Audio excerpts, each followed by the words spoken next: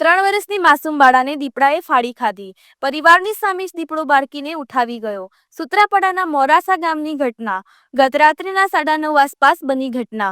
ઘરના જમી રહ્યા હતા. બાળકી ફળિયામાં હાથ ધોવા ગઈ અને દીપડો ઉઠાવી ગયો. ખેતમજૂરી કરતા પરિવાર પર આભ ફાટ્યું. ઘટનાના પગલે સમગ્ર પંથકમાં અરેરાટી પ્રસરી. વન વિભાગ દ્વારા માનવભક્ષી દીપડાને પાંજરે પૂરવા કવાયત.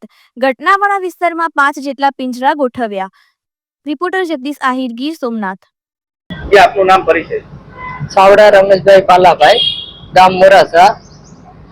સર, રાત્રે શું બનાવ બન્યો તો આખો? રાત્રે હું કંપનીમાંથી 8 વાગે આવેલો, જમવા બેઠા હતા.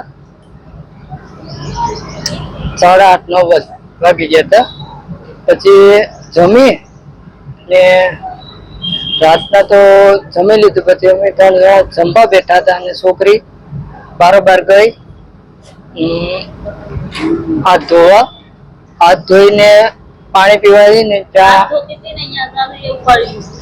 હાથ ધોતી તેને દીપડો આવી ને બોસી પકડીને સીધો બારોબાર નીકળી ગયો. અમે દોડ્યા પણ હાથના ન આવેલું.